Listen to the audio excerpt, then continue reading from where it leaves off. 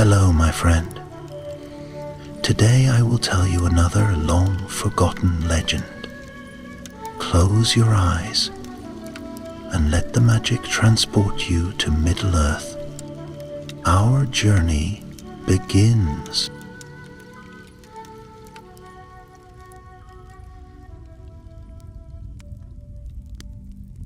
In the fading glow of twilight, when stars first pricked the sky above Beleriand, the Noldor of Gondolin gathered in secret beneath the vaulted arches of their city.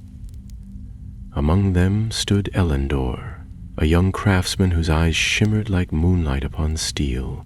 He held in his hands a blueprint unlike any other, the form of a great flying ship, one that could soar above Morgoth's dark armies and bring unfathomable hope to fallen lands. This was no ordinary design. Long whispered of by hidden lore masters, the ship, called Vingalot, Foam of Wings, was to be forged from mithril and deepwood, its sails woven from enchanted threads spun with the light of the two trees of Valinor. Elendor had studied those ancient arts in secret texts, gifted by those who had once dwelt in Aman. Now, under the guidance of the mastersmith Turgon's closest kin, the people of Gondolin worked day and night. Elendor and his closest friend, the wary but steadfast Merith, labored in the forge's cavernous halls. Sparks flew as Elendor shaped the ship's gleaming hull. The two spoke little. Every hammer's ring, every measured breath, spoke of purpose without words. Outside, through hidden tunnels carved in the mountain, other elves gathered rare materials, wood of the Silverdock Malorn trees, mithril filaments and dazzling shards of crystal that carried radiant power. But even as hope glimmered in Gondolin's depths, shadows stirred in Angband. Morgoth's vast fortress, deep and terrible, perceived traces of strange magic moving far beneath the earth. His spies returned with rumors of a device that moved without beast or wing, a possible weapon of the Elves that might yet tip the balance of war. Back within the forge, the hull of Vingalot grew under Elendor's deft hands. He carved runes of protection and light into its beams, runic wards to ward off shadow and steel. Maerith threaded glowing crystal nodes into its frame. Each night, they added layer upon layer of magic, each piece a song against Morgoth's dark sorcery. Their work was delicate and perilous. The deep-forked hull had to be truly light, yet strong enough to bear the weight of battle and weather the worst of skies. Elendor's brow often furrowed with the burden of perfection. Maerith, ever at his shoulder, would place a gentle hand upon his arm to steady him in the midnight hour. One evening, as they labored by lantern light, a hush fell upon the forge's cavern, and the great doors swung inward. Silently entered Idril, daughter of Turgon. Her eyes held both pride and urgency. The construction council was to gather tonight in the city's hidden chamber, for the time had come to reveal and to decide. The great hall echoed with anxious murmurs as the council awaited the presentation. Lord Turgon's brother, Amdur, the lore warden, stepped forward and invited Elendor to unveil Vingalot's hull. Before them all, Elendor and Maerith guided the tarpaulin away and revealed it. A sleek, silver-winged vessel, its curves chanting of flight and freedom. Soft lights shimmered from its core, giving the illusion it were alive. Gasps echoed. A hush followed. Then Amdur spoke. "Behold the Elves' secret weapon. By its wings shall Gondolin defend the scattered free peoples, and strike from heavens Morgoth's mightiest forges." Elendor's heart pounded. Could this creation truly change their fate? The council debated tirelessly strategies, routes, alliances, but amid hope a single darker concern hovered: the vigilance of Morgoth's spies, and the fatal risk if the weapon should fall into his hands. As dawn crept over remote pinnacles, the council resolved to press forward. They would complete Vingalodi in utmost secrecy. Tonight they would begin its enchantment, binding the shards of Valinorian crystal to its core, weaving spells of flight and concealment into its timbers. Elendor and Merith, their spirits trembling with hope and fear, stepped forward to begin. Outside, the wind stirred high above Gondolin's hidden peaks. Somewhere far below, in the depths of Angbon, Morgoth's terrible eye stirred, unaware as yet of the weapon that would one day dare to strike from the skies. The wind was rising over Gondolin's high walls as Elandor stepped once more into the Hall of Forges. The golden light of morning, muted by the city's mountain crown, slanted through the narrow windows and cast long shadows across the mithril frame of the half-finished ship. The forge fires, now low and glowing like slumbering dragons, bathed the walls in amber warmth. Elendor paused at the threshold, drawing in the scent of iron and flame and old wood. Today would mark a turning point. If they succeeded in binding the crystals to Vingalant's heart, the ship might soon take flight. Merith joined him a moment later, brushing soot from her fingers as she inspected the carefully aligned arcane filaments along the ship's flanks. She glanced at him and smiled faintly, though her eyes held worry. They both knew the power they worked with. Fragments drawn from the light of the two trees, gifted long ago to Turgon's house by the emissaries of the Valar. These were no simple ornaments. Each shard carried enchantments older than the rising of the sun, capable of calling forth brilliance that could burn away shadow, or, mishandled, consume the bearer entirely. They began the day's work in silence, aided by two other lore-wrights who had come from the Tower of Amarnil, the Seer. Under their guidance, Elendor carved a setting into the ship's central mast where the largest crystal would be placed. Merith, using a silver stylus shaped like a swan's feather, etched protective runes along the frame in the old tongue of Amanim. The Vayin hush settled over the hall, deeper than mere silence. It was reverence, or perhaps fear, as though even the walls knew something great was being woven. The enchantment was long and intricate. One by one the smaller crystals were embedded into the hull, each sealed with a drop of water drawn from the hidden pool beneath Gondolin, said to be touched by Ulmo himself. As the final crystal was set into place, the ship seemed to shimmer faintly, like a bird flexing its wings in sleep. When the central shard was brought forward, the hall dimmed as if the very air held its breath.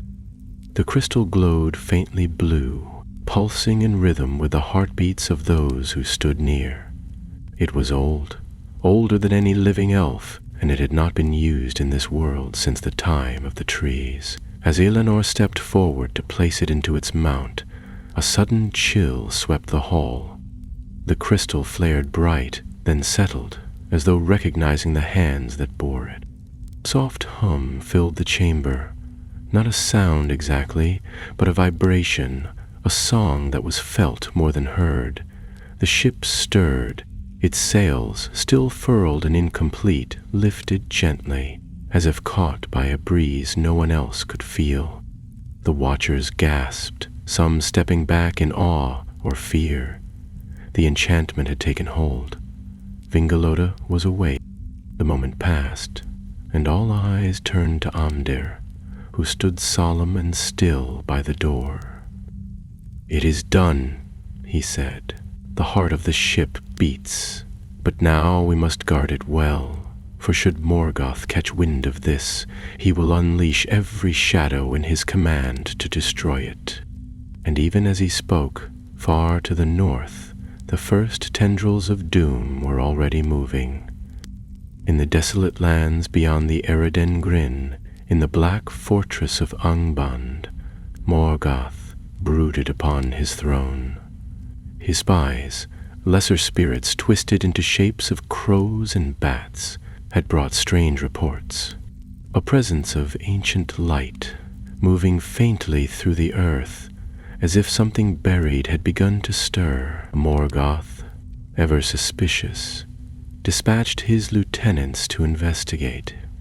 Gorthar the Cruel, whom some would one day call Sauron, and a monstrous winged creature of his breeding, the first of the fell beasts.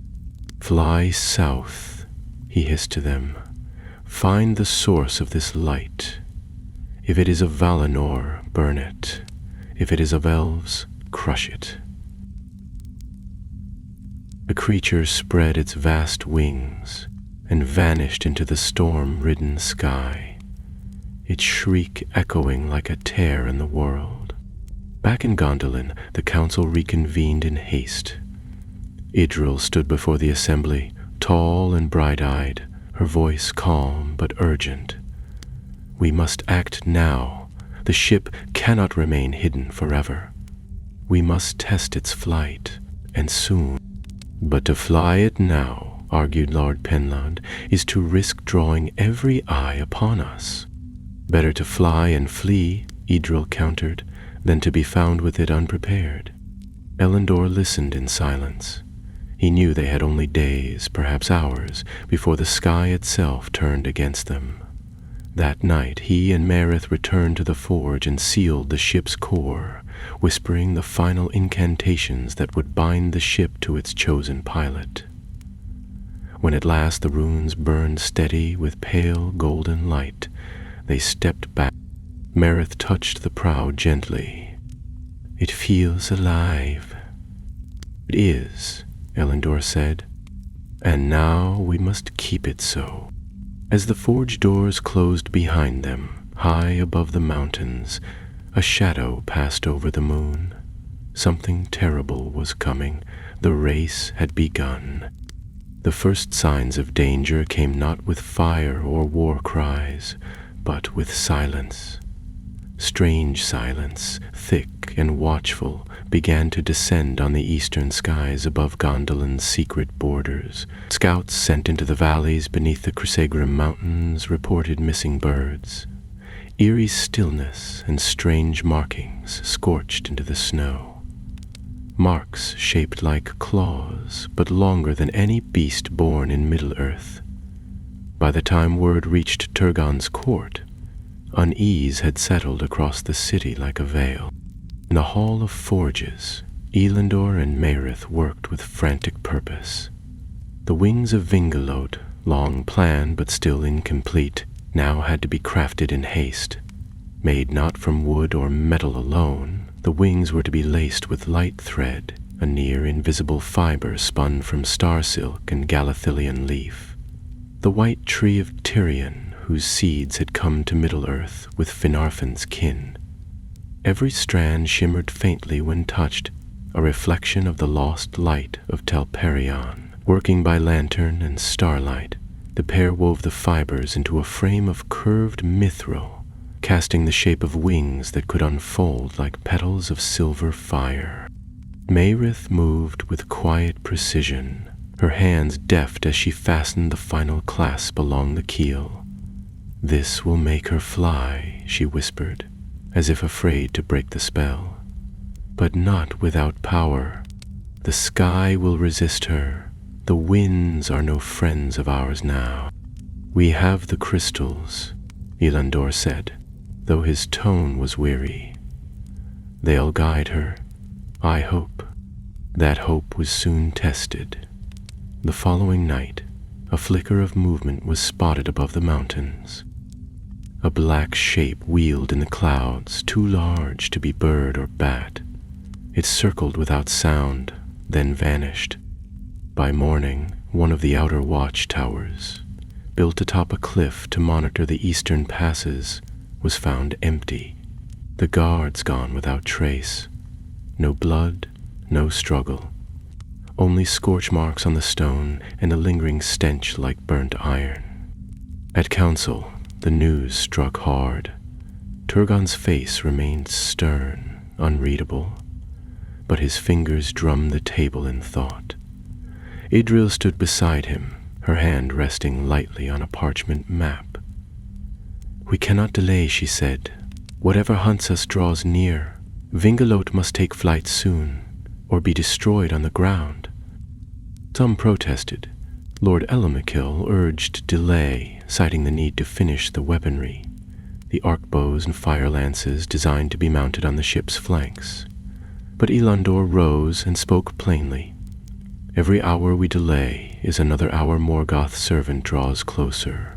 We can arm her in the skies if we must. Let her rise, let her fly." In the end, it was Turgon who decided. "Prepare the flight," he commanded.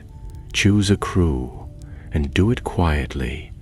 None beyond this chamber must know."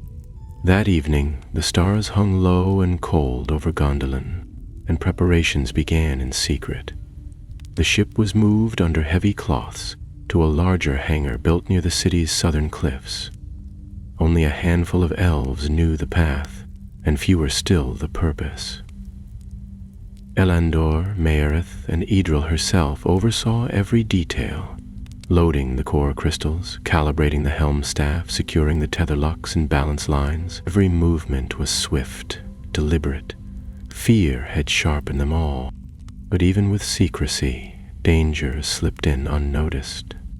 A cloaked figure moved through the alleys of Gondolin that same night. He bore no crest, no light upon his brow, and he kept to the shadows, pausing often as if to listen to the city's heartbeat.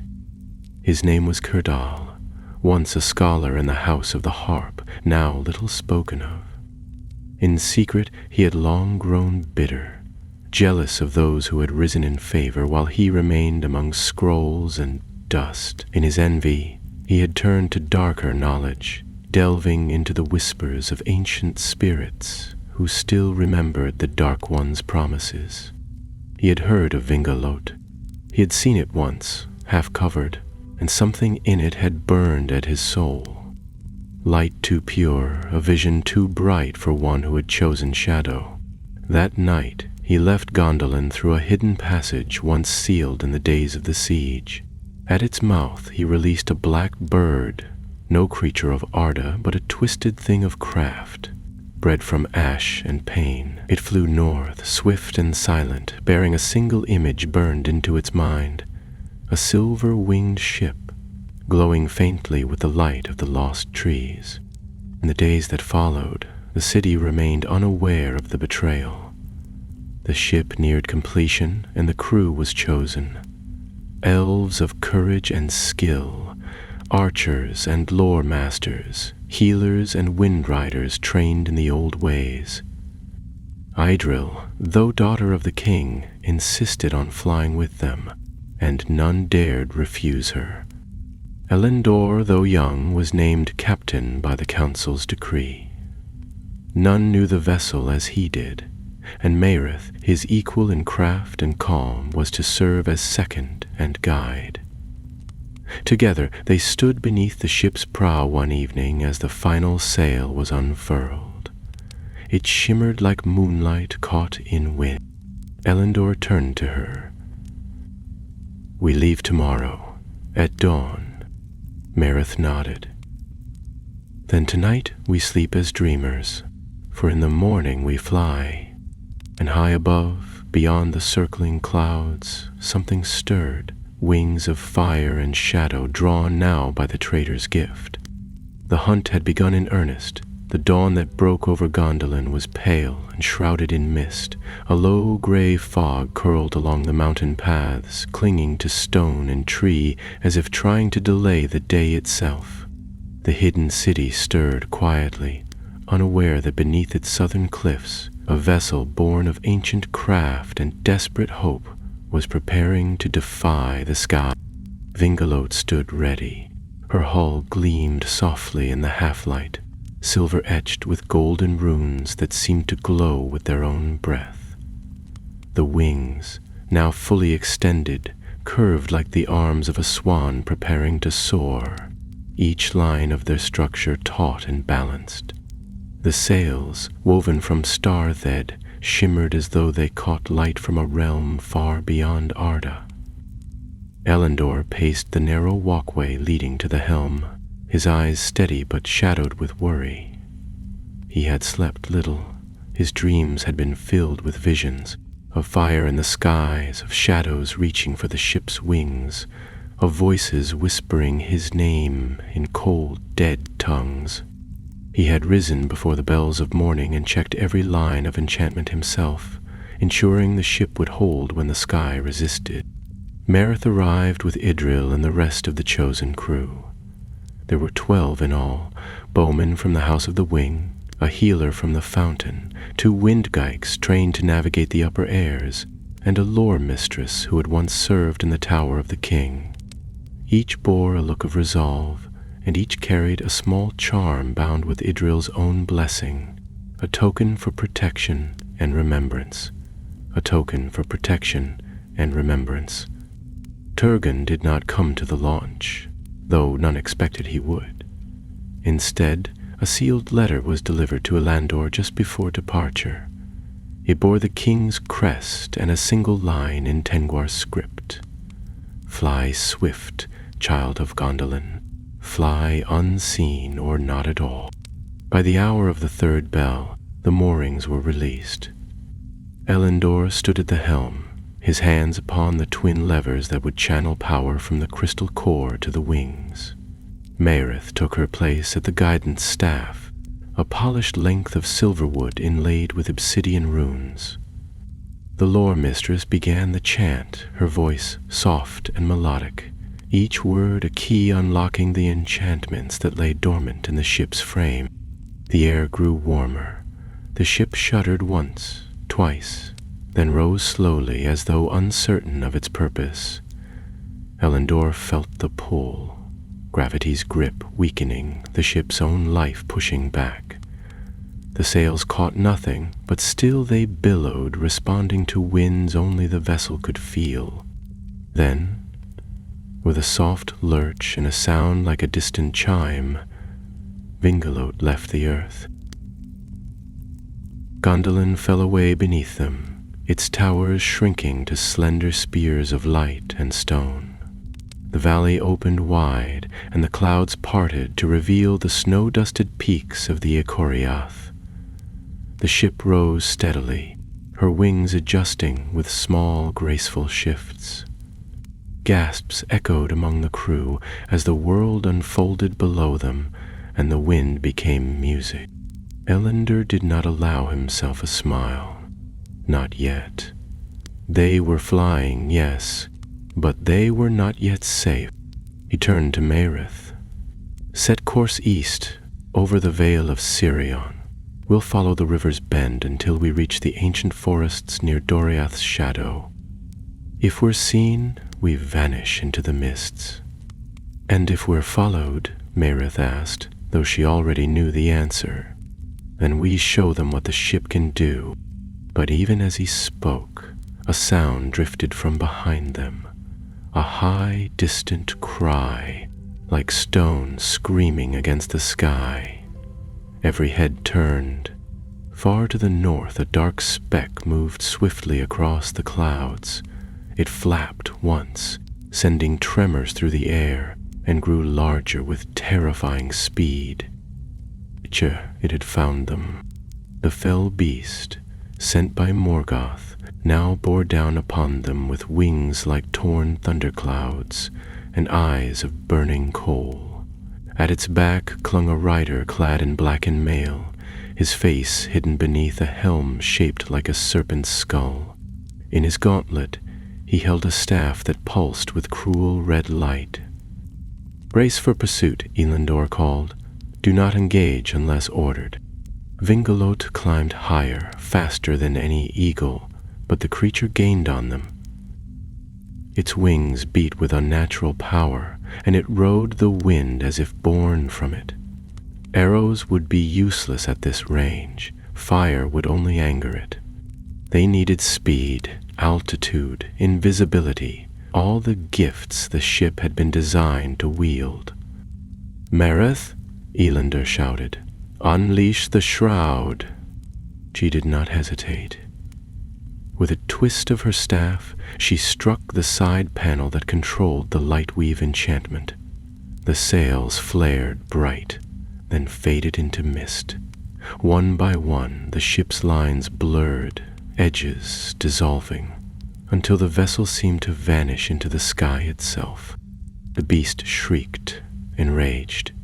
It wheeled and clawed at the empty air, searching. The rider raised his staff and muttered something vile into the wind. For a moment the clouds darkened. Then the ship was truly gone. Within the cloak of the shroud, Vingalot glided silently. The crew spoke in whispers. The world outside was gray and still, and only the soft hum of the crystal core reminded them they were still aloft. Elendor exhaled. "We live." "For now," Marith replied, "but he'll be back." Elander nodded. The beast had failed, but its master would not stop. Morgoth knew something had escaped him, something born of the light, something he could not command or corrupt. He would send more. He would hunt them until the skies burned. But now the ship had flown. The secret was no longer a dream. It was real and rising and filled with hope. And sometimes hope was the sharpest weapon of all. They flew beneath a silver sky, high above the scattered ruins and glimmering rivers of Beleriand. The sails of Vingalot whispered against the wind, no louder than the rustling of leaves in a forest grove. Around them the enchantments of the shroud held firm, veiling the ship in shadow and mist. To the eye of any who might watch from below, it was as though they had vanished entirely. Yet Elendor remained tense at the helm, his hands firm on the controls and his eyes constantly scanning the horizon. The flight thus far had carried them in a wide arc across the south of Nevrast and toward the plains of Talath Durnan. There, where the green fields stretched endlessly and the hills sloped gently toward the forest of Region, the skies were calm, but all aboard the ship knew that peace could not last. The pursuit had begun. The creature they had escaped would not forget, and there were others. Creatures bred by Morgoth, whose wings had never touched open air. Beasts hidden in the deeps of Angband, and now awakened for the hunt. Elander gave the order to descend slightly, easing the ship beneath a layer of high cloud. The veil of mist would help shield them from watchful eyes, and there were places below that might still offer refuge, hidden havens known to the Sindar or the scattered survivors of Dorthonion. But the further they flew, the more they felt the weight of the world beneath them. Villages had burned. Forests once bright with song were now charred and lifeless. Smoke rose from distant horizons, and even the stars seemed dimmer than they should have been. Marith stood beside him, one hand resting lightly on the railing. She was quiet, watching the land pass beneath them with an expression both sorrowful and resolute. Her eyes, bright with the silver gray of moonlit water, caught every flicker of movement, every irregular gust. At last she spoke, her voice low. "There's a place ahead, just beyond that ridge, a glade once tended by the Lyquendi. If their enchantments still linger, we might rest there." Elendor nodded. "Tell the guides, prepare for descent. We won't stay long." The ship dipped its wings and began a slow glide toward the treetops. As it neared the glade Marith had spoken of, the sails shifted color, blending with the green and gold below. The trees parted as though recognizing something sacred in their presence. Beneath them lay a quiet hollow, ringed by ancient oaks and a pool of clear water that sparkled faintly, even in the gloom. The moment Vingalot touched down, the hum of the crystals faded, and the ship seemed to sigh, settling gently among the leaves like a swan upon a still lake. The crew disembarked in silence. None raised their voices, not even in relief. There was something hallowed about the place, a stillness that did not invite laughter or idle talk. The healer moved to refill her flasks from the pool, while the archers patrolled the glade's edge, scanning the trees for signs of passage or pursuit. Elendor and Merith moved toward the heart of the grove, where a stone altar lay half-buried beneath ivy and moss. Upon it rested a single withered crown of leaves, still unbroken, as if untouched by time. Merith bent and brushed the moss away. This was a place of mourning. They must have gathered here after one of the battles, perhaps even after the fall of Brithembar. She looked up at Elendor. It's a memory, not a shelter. We cannot linger. We'll leave by nightfall, he said, though part of him wished they could stay. The weight of command sat heavily on his shoulders. The ship had survived its first flight, but only just. If the beast returned, or worse, if more of them came, their chances would dwindle quickly. And even now, far to the north, the wheels of Morgoth's wrath were turning. In the depths of Angband, the Dark Lord had received the report. His beast had failed, the ship had escaped, but its path had been traced, and its enchantments, though strong, could be pierced. With a voice like breaking stone, Morgoth summoned Gortha.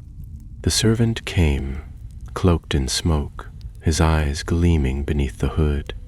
"You summon me, my lord?" "The vessel flies," Morgoth growled. "It is made with light I cannot reach, but it leaves traces.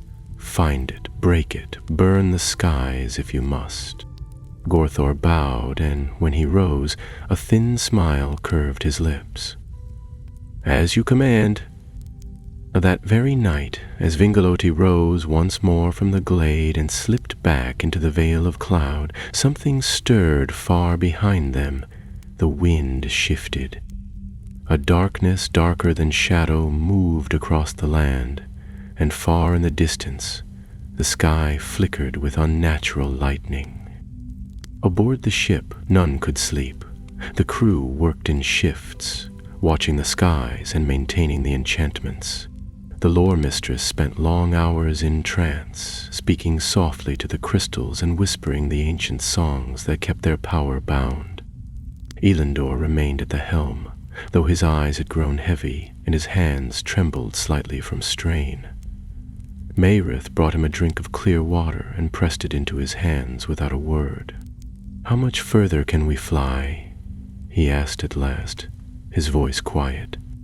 "As far as we must," she replied. "So long as the ship lives, so do we, and while it flies, Morgoth will never know peace." It was a bold claim, but one that gave him strength. For in truth, they had no clear destination. There was no sanctuary left, not truly.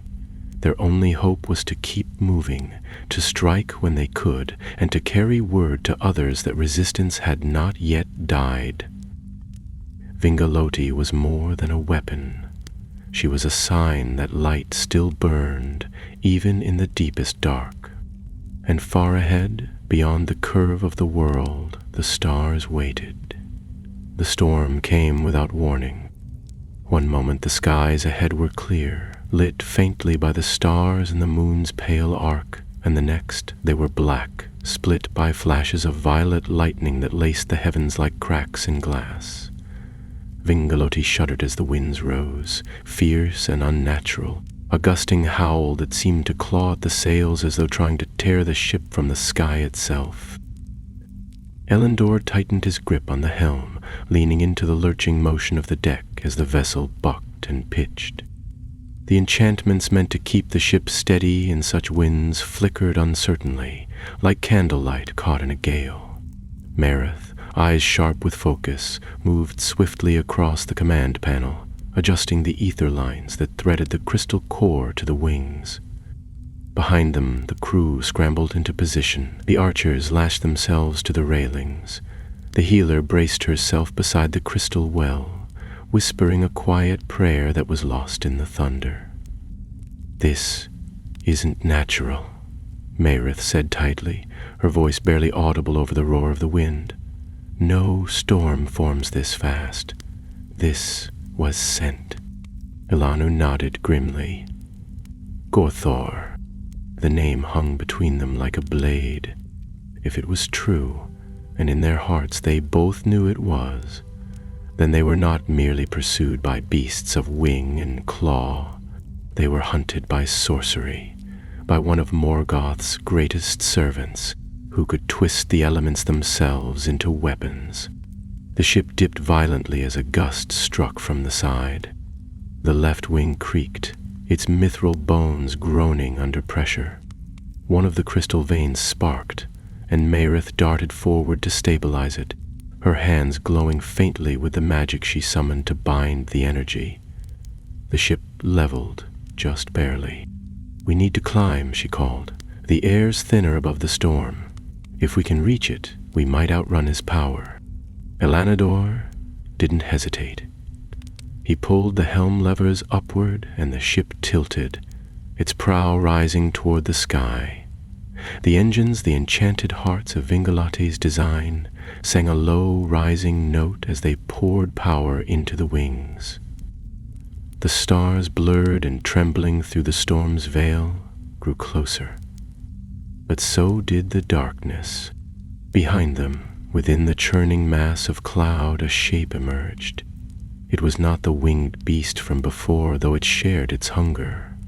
This was larger, more grotesque, a writhing serpent of flame and smoke whose eyes gleamed red with unnatural fire. It had no wings, yet it flew, its mouth open to reveal rows of jagged teeth, and from it came a roar that cracked the clouds themselves.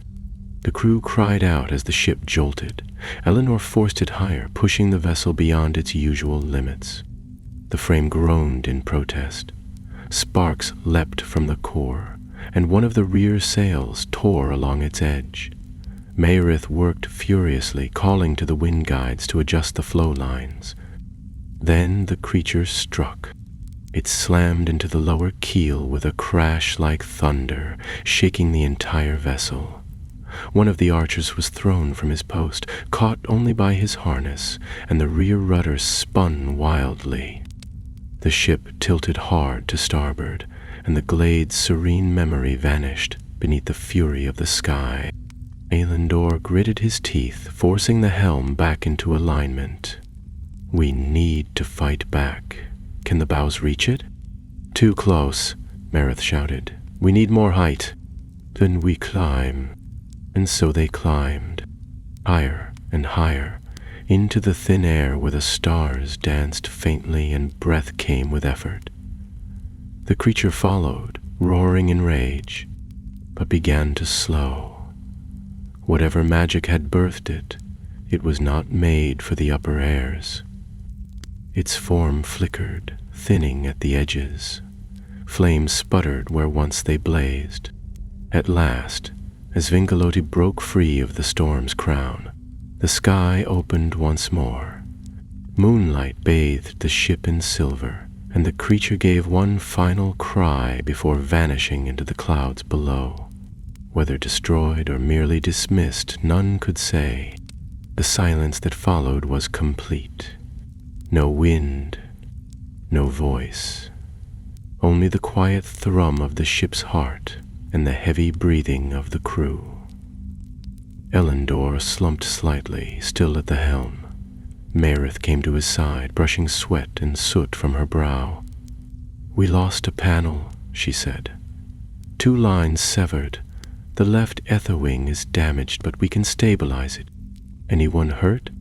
Thom's bruised shoulder, 1 broken wrist. "We were lucky." Elendor looked around at the battered ship. "It won't last another storm like that." "No," she agreed, "and next time, he won't send a storm. He'll come himself." They set a new course then, one not on any map, northwest, toward the hills beyond Himlad, where scattered remnants of the resistance might still survive. Word of Vingalati needed to spread.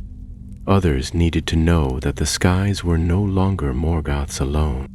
The stars above seemed brighter now, not safe, not forgiving, but watching, waiting. And as the ship sailed into that starlit silence, hope stirred once more. Thou drifted above the hills of Himland as the moon dipped low in the west. Below them the land rolled out in sweeping shadows, the forests of Amon Ereb stretching far to the south, and to the north the river Selon winding like a pale thread through the darkened fields. Vingalote moved with a ghostly grace, her sails dim to blend with the sky, her wings held steady in the quiet air. The storm had passed, but its mark remained, in the strained rigging, the scorched lines near the core, and in the weariness clinging to every face aboard. Elendor stood at the bow, his eyes on the distant horizon where the first hint of dawn lingered like a secret waiting to be told. He could feel the ship's heartbeat in the soles of his boots, a low, steady hum that answered his own. Though Vingalote was wounded, she still flew, and with each passing league he felt more certain that she had been made for something far greater than escape. She was not simply a weapon, she was a challenge, hurled into the face of darkness, a light that could not be dimmed. Behind him, Merith conferred with the lore mistress and the wind guides, studying the damage to the Aether Wing and murmuring incantations to reinforce the weakened bindings. The mithril ribs had held, but some of the light thread had frayed during the ascent, and without it the port side would be sluggish in heavier winds. She worked quickly, binding the strands with whispered spells, her hands glowing faintly with the soft blue sheen of elven magic. She moved with purpose, but Elendor knew she was worried. They all were. When the repairs were stable enough to last a few more leagues, Merith joined him at the rail, brushing back a loose strand of her hair and exhaling slowly. "We'll make it to the highlands," she said, "but not much farther. The energy in the core is flickering. We need to rest again soon, and somewhere safe, or as close to safe as this world offers." He gave a nod, then turned to the maps laid out across the observation table beside the helm. "There's a ruin near the Erd Luin. Old elven watchposts, abandoned since the Dagor Bragalach. If even one still stands, it might shelter us long enough to recover. And if not," she asked, "then we fly lower into the valleys and find caves or thickets or anything that hides us from the sky. But I'd rather not let Vingalote land on stone again unless she must." They chose their course as the stars began to fade. The new day dawned blood orange over the eastern hills, casting long shadows that shifted and stirred in the light. As the crew took their stations, the ship dipped lower into the air, following the line of the hills toward the west. For a time the journey was uneventful. The wind moved gently across the wings, the core pulsed with rhythmic steadiness, and the damage, though real, seemed manageable. But peace in Middle-earth was never meant to last. They were gliding above a deep ravine when the cry came, sharp, urgent, from the lookout stationed at the forward mast. Elendor was already moving before the words reached him, racing up the ladder to the upper platform and grabbing the spyglass. What he saw chilled him. A line of black riders moved through the trees below, weaving through the woodlands with terrifying precision. There were a dozen or more, mounted on beasts that moved like shadows, their eyes gleaming with red fire. They bore no banners, but the lead rider carried a long staff topped with a twisted shard of obsidian, and the ground beneath them withered as they passed. Elendor snapped the spyglass shut. "Gorthor's hunters, sent to flush us from the air." Merith joined him, reading the tension in his face before he spoke. "Can they see us?" "Not yet, But they're not random patrols. They know our course, or enough of it to follow our trail. The crew responded without panic, but swiftly. The shroud was reinforced, the light dampening enchantments strengthened with fresh chance, and the ship rose again, slipping back into the upper airs, where sound was dulled and sight was swallowed by clouds. Even so, the presence of the riders haunted them, and every shadow below seemed to stretch just a little too long. It was late afternoon when they spotted the ruin, nestled in a hollow between two rocky spurs of the Blue Mountains. The structure appeared like a forgotten memory, a half-collapsed tower surrounded by vine-choked walls, its white stones streaked with moss and time. The wards were faint but still intact, and the aura of elven magic lingered like perfume in the air. Elandor circled once before bringing the ship into a gentle descent, letting Vingalo settle beside the tower on a cushion of light. The landing was smoother this time, the core dimmed but held, and the wings retracted slowly, folding like those of a resting bird. The crew moved quickly to set up a perimeter.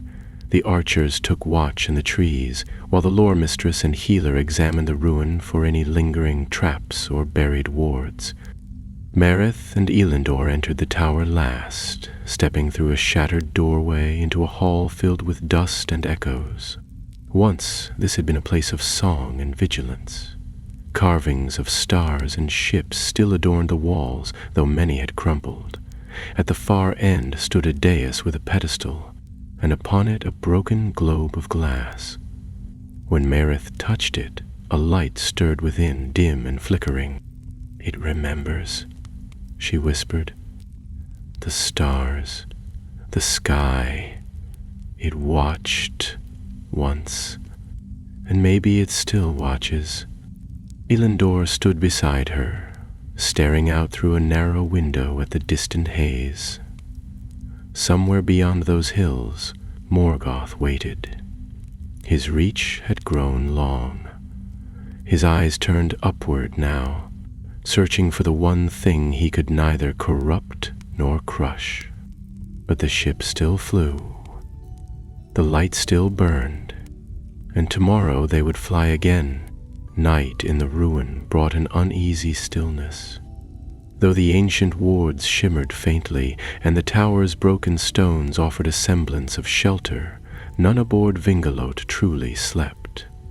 The wind beyond the crags howled softly, like distant voices mourning in the dark, and in that silence the crew waited, sharpening blades, repairing filaments, and whispering soft prayers to the Valar, who no longer walked among them. Elandor stood on the tower's upper balcony, a weathered ledge that overlooked the moonlit valley. Below, Vingalot rested quietly beside the tower, her wings folded, her hull reflecting the stars as if they belonged to her. A part of him still marveled at her resilience. They had built her in desperation, out of myth and memory, and magic older than the world itself. Yet here she stood, alive beneath the stars, defying everything Morgoth had ever claimed to rule. Mareth appeared at his side without a sound, as she often did. Her hair was windblown, her tunic smudged with soot and dried leaves, and her expression was unreadable. But there was a calm to her presence that steadied him more than any blade or spell. She leaned against the stone beside him and followed his gaze toward the ship. "She's holding," Mareth said. "The core's stable, the outer light threads are repaired, and we've reset the flight runes. She can fly again by dawn." Elandor exhaled, not quite a sigh. "And the crew?" "Tired, but still with us. The healer says the wounded are mending. The rest, they need more than rest, I think. They need to see what we're flying toward.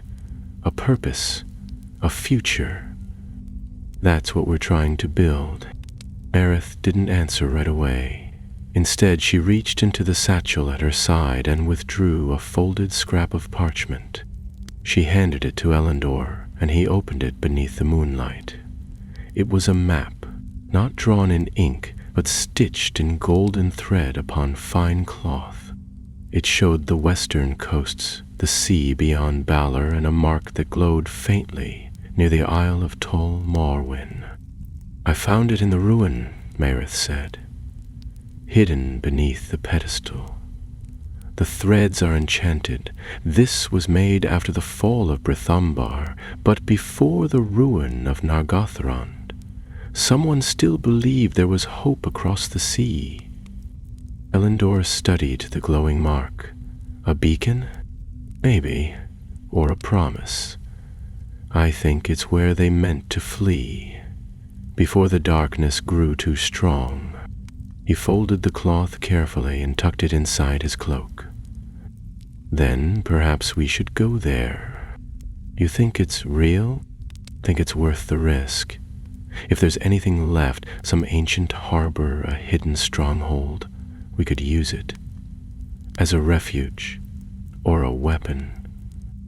"Then we set course in the morning," Marith said, and there was no question in her tone. They returned to the others, rousing the sleeping, preparing the ship in silence. The moon passed overhead, dipping low behind the mountains as the sky paled to gray.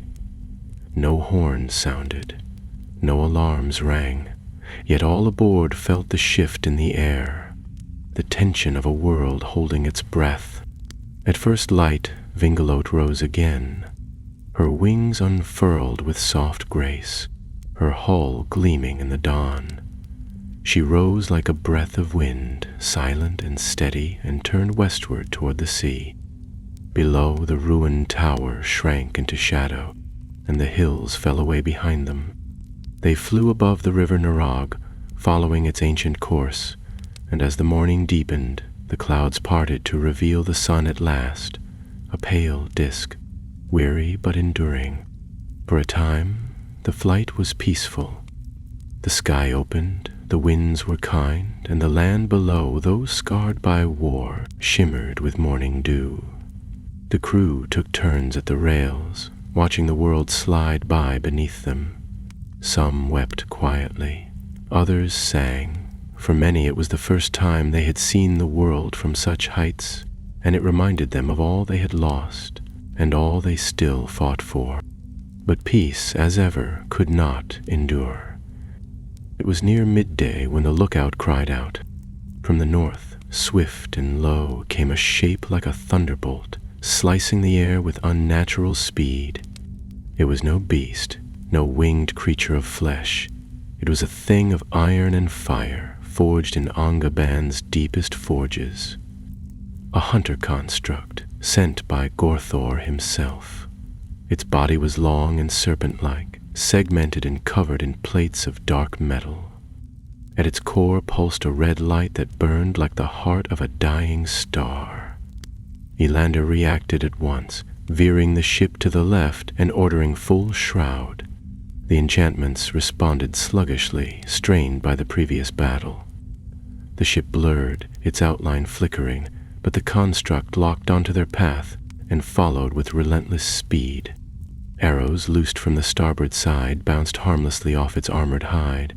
One bolt from the arc-bow struck a joint near its eye, sending up sparks, but it did little to slow it. The creature hissed, steam rising from its maw, and then, with a sudden burst of light, it shot forward. The ship jolted violently as the creature struck its side, metal claws tearing through the outer wing. Alarms rang across the deck. Crystals cracked. Ether lines snapped free, sending arcs of magic whipping through the air. "Stabilize," Elendor shouted. "Marith, can we draw it off?" She didn't answer immediately. Her eyes flicked from the damage to the sky, then to the construct. "I think we can overload the core. Not destroy it, just flare it bright enough to blind it. But we'll lose flight for a minute." She sprinted to the central well, slamming her hand onto the control sphere. The crystal heart pulsed once, twice, then flared white. The construct screamed, its form wavering. It turned sharply, claws scrabbling at empty air, and spun away, vanishing into the clouds. But Vingalode fell, just for a moment. The light dimmed, the wings faltered, and the ship dropped like a stone through the mist. Shouts rang out, wind screamed. Then, at the last instant, the core stabilized, and the wings caught the air. They soared once more, battered, breathless, but alive.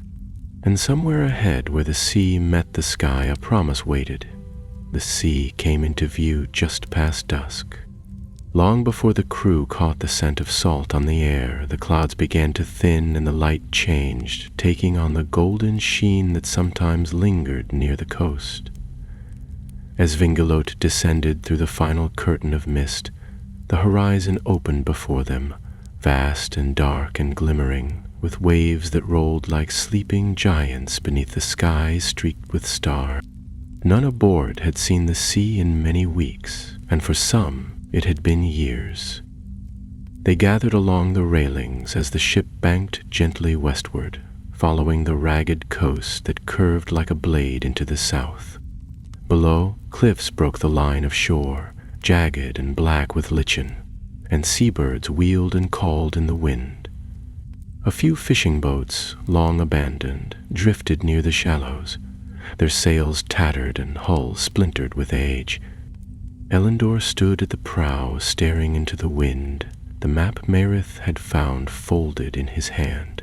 The mark on it glowed faintly now, a soft pulse that seemed to match the rhythm of the ship's own heart. It pointed not inland, but to a point far out in the bay. An island, though no such land had appeared on any map he had studied in Gondolin or beyond. Yet as the light deepened and the sun slipped below the edge of the world, a shape rose in the distance, low at first, like a mist, then clearer, a dark silhouette ringed with white stone and crowned with a tower that caught the moonlight like a beacon. Merith joined him, following his gaze. "There it is." "Was it hidden?" he asked quietly. "There are no charts, no legends. I think it doesn't want to be found. At least, not by many. But the ship has something the island remembers." She gestured to the hull, to the runes carved into the prow. "There's Valinorian craft here, old words, older even than Gondolin. And that tower, if we're lucky, it's a haven. If not," she didn't finish. She didn't need to. They adjusted course, and as the ship neared the island, the waves below grew calmer. The wind softened. The clouds parted entirely, revealing a wide swath of stars, and for a time the crew flew beneath the heavens in near silence. Then, as they approached the shore, the water beneath them shimmered faintly, as though something moved deep below the surface, vast and slow and ancient. The ship passed over a ring of standing stones half submerged in the sea, and the runes along Vingalati's hull lit one by one in response. The wings steadied. The sails caught wind that had not been there a moment before, and with a final breath of motion, the vessel slowed and drifted toward a high landing platform, carved directly into the cliff face. The platform itself was worn but intact. Moss crept along the stones, and silver-veined vines curled up the railings, glowing faintly in the dark. A wide archway, framed by columns of pale granite, led into the cliff. Lanterns, unlit but clean, hung at intervals along the path. It was as though someone had left it all ready for them, and then simply vanished. Elendor disembarked first, followed closely by Merith and the lore mistress. The rest of the crew waited aboard, watching carefully for any sign of danger. But there was none, only the steady sound of waves below and the low call of seabirds echoing across the cliffs. They entered the archway and followed the path inward. It spiraled gently through the rock, lined with carvings of ships and stars and great trees whose names were long forgotten. The air smelled of salt and old incense. At last the tunnel opened into a great chamber, round, high-ceilinged, and domed with crystal that shimmered like starlight. In its center stood a pool, and above the pool floated a single white flame. It did not flicker. It did not burn. It simply existed, serene and still, casting light that touched every stone with warmth. Marith stepped forward, her breath catching. "A flame of memory," she said softly. "Not of fire, of thought, a fragment of what once was. This place, it was built by those who came before the first age, maybe even before the sun." Elendor approached the flame and held out the cloth map. The flame brightened, touching the golden threads with its light. The mark at its center flared, then dissolved, as if the path it once marked had been walked at last. The cloth crumbled into dust in his hand. At the edge of the chamber, doors opened of their own accord, revealing another room, this one filled with books, scrolls, weapons, and relics, all bound in silk or mithril casing. The crew was summoned inside, and one by one they stepped into a library unlike any they had seen. The scrolls held records of battles from before Morgoth's rise, maps of lands now buried beneath the sea, and secrets long kept by the sea kings of forgotten ages. They found food sealed in enchanted jars, water that never soured, and beds woven with spells of healing and rest. Whoever had built this place had prepared it for those who would come in desperation and trust. That night, for the first time in weeks, the crew slept. No alarms, no watches, just dreams. And Elendor, resting at the foot of the starlit dome, dreamed of a voice, not loud, but steady, as though whispered through time. "You have kindled hope. Keep it burning." When morning came, the crew gathered in the central chamber once more. The ship was recharged, her core glowing strong, her wings cleaned and reinforced. Weapons from the library had been brought aboard, tools of light and wind, relics thought lost with the passing of the ancient world. They would not stay long. This was not a refuge to hide in forever. It was a gift to prepare them for what came next. Marith stood beside Eleanor on the cliff's edge as the sun rose behind them. "We know where to go now. The west is barred, but the south, the lands near Sirion, the coastlands, they still resist. If we fly there, show them what we've found, they'll believe again," he finished. "And if they believe, they'll rise." Bingalote soared once more as the wind filled her sails. Behind her, the island sank slowly into mist, vanishing like a dream at dawn.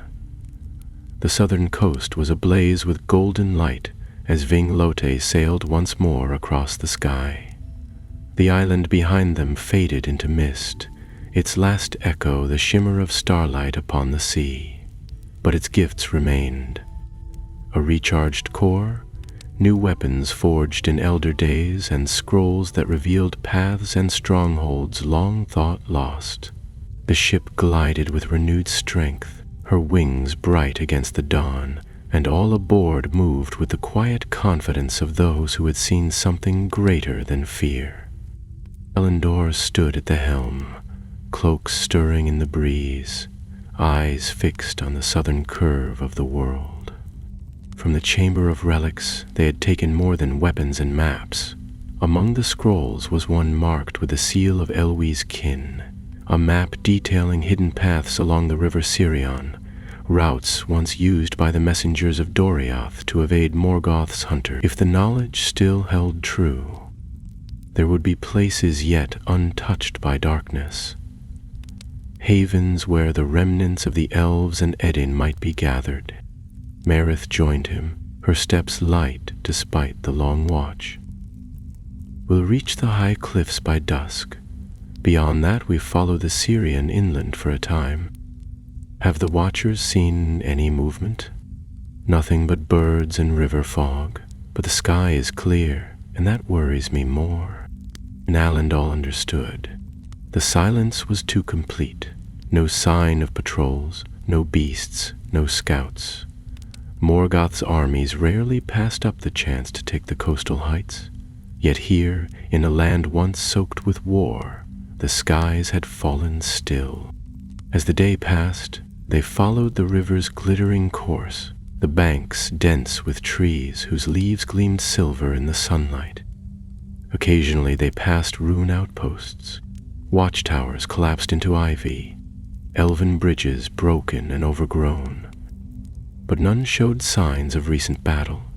It was as though the land slept beneath its own memory, waiting for something to wake it. Near twilight they spotted movement. Far below, near a bend in the river, where the water deepened into a wide pool, a cluster of figures moved among the trees. They were cautious, cloaked in gray and green, slipping from shadow to shadow, but Elandor saw the unmistakable gleam of bows and the shimmer of silver thread at their collars. Oops. He gave the signal, and Vingaloti descended slowly, shroud dimming to allow her form to be seen. The figures below froze, then scattered, only to reappear moments later in a defensive arc, weapons drawn, eyes wary but not hostile. One stepped forward, a tall figure with dark braids and a circlet of leaf-shaped silver upon his brow. "I am Callandor of the Falithrim," he called. "Name yourselves and state your purpose in the skies of the Sirion." Elandor stepped to the prow, voice steady. "I am Elandor of Gondolin. This is Vingalot, the winged ship forged by the house of the king. We seek those who still resist the shadow." There was a pause, then a murmur among the watchers. At last, Callandor raised a hand, and the bows were lowered. "Then come down," he said, "for we have waited long for a sign such as this." The ship descended and settled upon a flat stretch of rock beside the river. The crew disembarked cautiously, but with heads held high. Callandor and his company approached, inspecting the ship with awe and disbelief. Mareth exchanged formal greetings with one of the lore-keepers, an older elf with sharp eyes and a voice like rustling leaves. Soon fire was kindled and a camp took shape. Over the evening meal, stories were exchanged. Callandor's people were survivors from the havens of Brithambar, scattered during the sacking but not broken. They had fled into the hills and deep woods, hiding by day, moving by night, gathering others as they could. They had heard rumors of the fall of Nargothrond, of the ruin of Doriath, and of the great battles that left Beleriand scarred. But they had heard nothing of Gondolin in many seasons. Not until the light of Vingalate had pierced the clouds above them. "You brought hope from the sky," Callandor said, his gaze resting on the ship. "Even if only for a moment. That alone has changed us." Elander nodded, understanding the weight of it. She was built for more than war. She was built so that those who hide might rise. "And will she rise again?" asked the lore-keeper. "There are whispers in the wind of Gorthar's new servants, machines of fire and stone, bred to hunt by scent and spell. They follow light like moths. You lit a beacon above the coast. Let them follow," Mareth said quietly. "We're done running." That night, under the stars, they shared plans. Callandor's scouts knew of other pockets, hidden camps of Edain near the forests of Brethil, wandering bands of Lyquendi in the south, even whispers of dwarves moving again in secret beneath the mountains. With Vingalot, they could reach them all, gather them, teach them what had been found. It would not be a war of armies, not yet. but it would be a war of sparks, of glimmers in the dark, of 100 small lights breaking through the shadows. Before dawn, they prepared to leave again. Callandor and 2 scouts volunteered to fly with them, carrying messages to the other groups. Supplies were loaded, the ship's crystals adjusted, and the wings unfolded into the pale blue of the morning sky. As they rose above the river once more, Elendor looked back at the small campfires flickering among the trees. They were not much, but they were not nothing, and from such embers even the greatest fires could be born. He turned to Merith, her face lit by the rising sun. "We fly south next, to Brethil, and then beyond." "To wake the world," she answered. And Vingalote soared. The forest of Brethil loomed ahead like a living wall, thick with ancient trees whose tops brushed the lower clouds. Beneath their canopy, legends had once walked. Beleg Strongbow, the Lady Haleth, and the doomed hero Turin, but those days were long buried beneath moss and memory. Now the woods were silent, draped in shadow, and echoing with the creaks of trees too old to fall. Yet as Vengalate descended in slow spirals through the mist, the crew could feel the pulse of the place. Deep, patient, and not quite asleep. Elendor guided the ship carefully between the bows. Her wings narrowed, adjusting with each shift in the wind, and the runes etched along her frame pulsed softly to guide her path. Merith stood beside him, her fingers wrapped around the guidance staff, eyes sharp as she read the movements of the leaves below. They had chosen Brethil not merely for its central location, but because the scrolls from the island had pointed to it as a stronghold of resistance. If those records still held true, there were warriors hidden in the trees. Wild-hearted men and women who remembered the old oaths and had never bowed to darkness. As they descended to a glade edged by silver-tipped ferns, the ship's sails furled and her motions slowed to a whisper. The glade was quiet, save for the distant call of birds and the rustling of high branches in the wind. No sign of life stirred below. No scouts revealed themselves. And yet Elendor knew they were being watched. He disembarked first, followed by Callandor and Merith, the others remaining aboard with bows readied.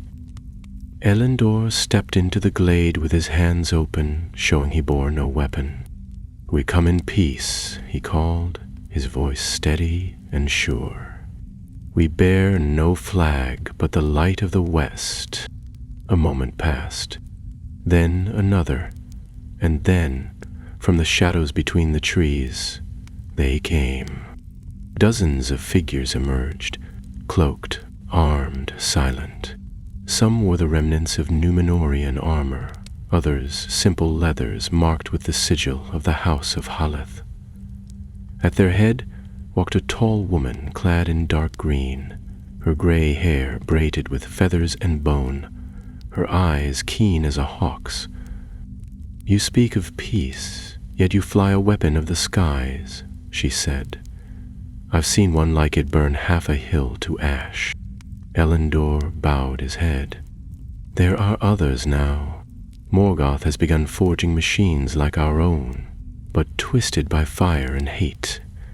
Vingalote was built to stop them, not to rule, not to destroy, but to give hope."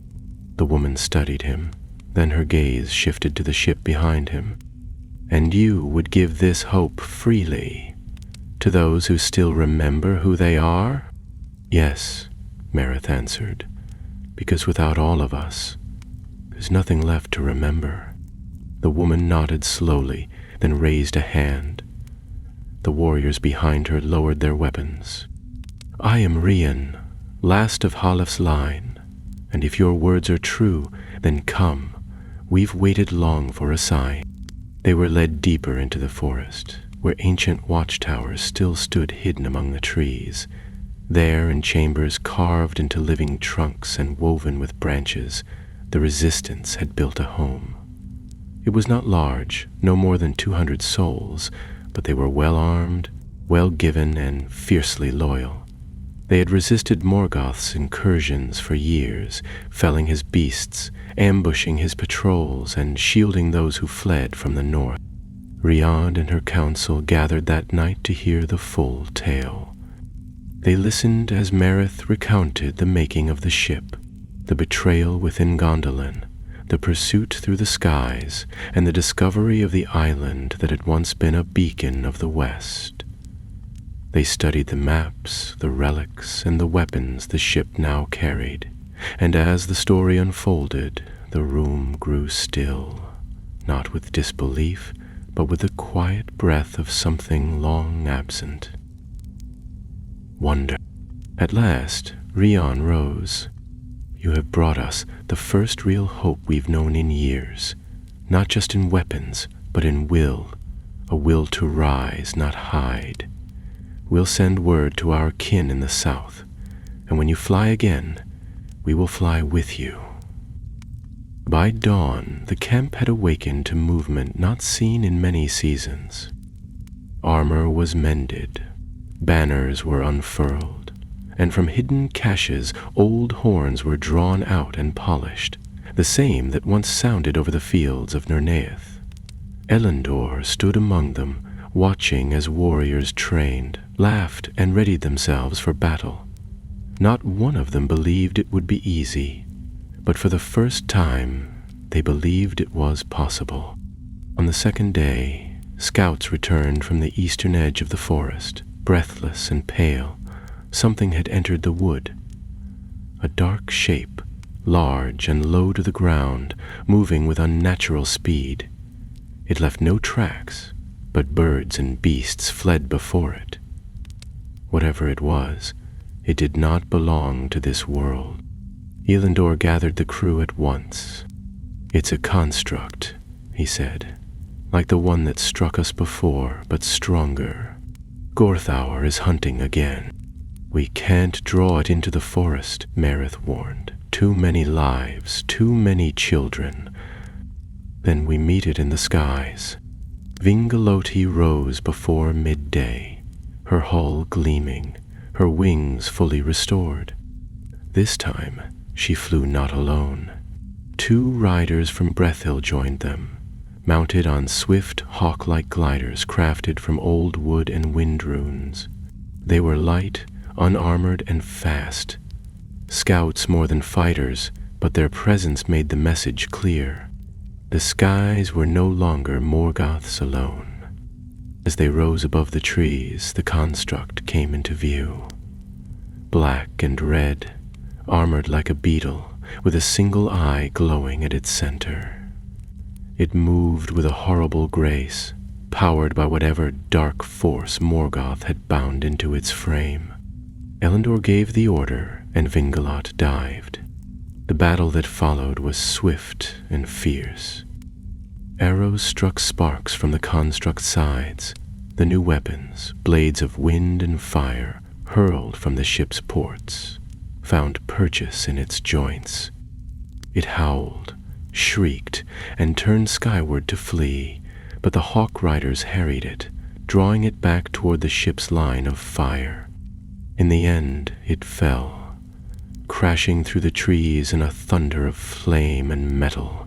The forest trembled, the ground smoked, and the skies grew still, but not silent.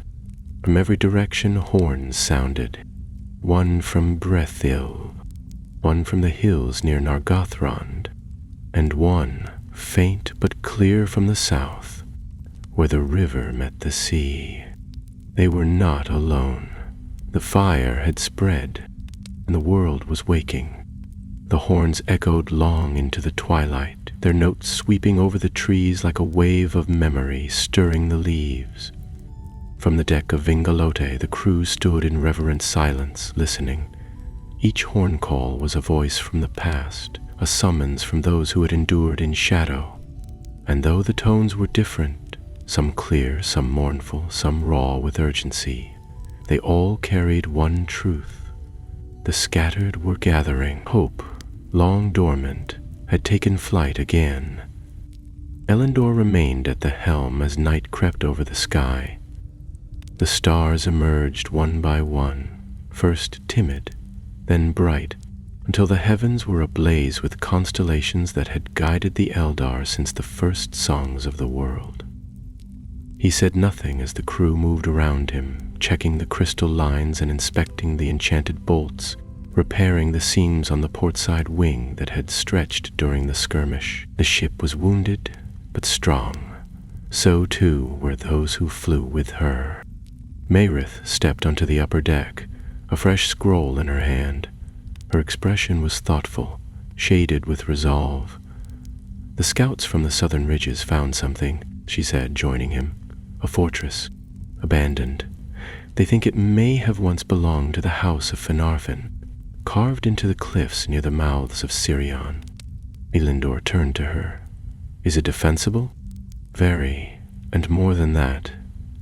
It's visible. From sea, from land, even from sky. If we took it, held it, and anchored the ship there, it could be a beacon." "A challenge," he murmured. "And a promise." She nodded. "Exactly that." They gave the order before dawn. Vingalot rose once more, not alone this time, but accompanied by 4 hawk gliders from Brethil, a trio of eagles from the northern cliffs, whose kind had once served the houses of the west, and a dozen warriors marching swiftly through the trees below, following the river's path. A new alliance was forming, not of kingdoms or crowns, but of choice, free peoples bound not by law but by defiance. The flight southward was swift and sure. The air was crisp, the skies cloudless, and the coast opened before them in long curves of silver sand and dark stone. The mouths of Sirion came into view just as the sun crested the sea, casting the waters in firelight. From above, they saw what the scouts had spoken of, a carved stone fortress hewn into the cliffside, its walls half swallowed by ivy, its watchtowers crumbling but proud. A causeway linked it to a high bluff, and from that perch one could see all the western coast for leagues. Elendor brought Vingaloten low over the sea, skimming the water's surface before angling upward toward the central courtyard. With a gust of wind and a hum of the core crystal, the ship settled atop the stone platform, her wings furling as if with satisfaction. The crew disembarked quickly, spreading through the old halls, clearing vines, lighting torches, and checking the integrity of the walls. By midday, banners flew once more over the fortress, new standards woven from the emblems of many houses. The star of Feanor, though dimmed, the white tree of Valinor, the wave crest of the Falathrim, and above them all, the silver-winged sigil of Vingalot, now stitched in thread that shimmered like the light of the 2 trees. Calandor stood with Elendor on the western rampart, watching the sea. "We've begun something that can't be undone," he said quietly. "This fire won't stay small." "Then let it grow," Elendor replied. "Let every light we kindle call out to the next. If Morgoth watches the skies, let him see this. Let him know that for every shadow he sends, we will send wings." As if in answer, clouds gathered on the northern horizon. Low, dark, fast-moving, the wind shifted, and from the distant edge of sight came a new sound. Drums. Low and steady, carried by air and earth alike. Morgoth had felt their challenge, and now he would answer. But the defenders were ready. Marith rallied the crew, directing the hawk gliders to high stations, reinforcing the towers with wards drawn from the ancient scrolls. The lore mistress opened the sealed chests from the island, revealing crystals that shone with inner flame, and the healer passed among the warriors, leaving behind whispered blessings and tokens of light. They did not hide. They did not scatter. They stood. As dusk fell, Vinkalota lifted once more, hovering above the fortress, her lights fully revealed. The shroud was gone. The time for concealment had passed. Now she flew not in silence, but in song. The crew sang as she rose, a hymn of the Eldar, a song once sung beneath the stars in Amad before the rise of Morgoth, before the theft of the Silmarils, before the long grief. It carried over the cliffs and across the water, a call that stirred even the oldest stones.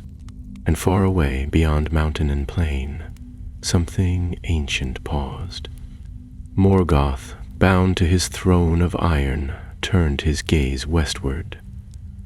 His lips curled. A wordless hatred stirred. He would strike. He would send fire and darkness, wind and plague. He would burn the sky to ash before he let hope take root. But it was too late, for Vengelot flew, and in her wake the world stirred. Across the woods of Doriath, fires lit in secret. In the caves of Androth, smiths began to work again. On the shores of Balar, fishermen looked to the sky and wept, not with fear but wonder. This was not the end of the war, but it was the beginning of the flame, and this, above all, Morgoth could not unmake.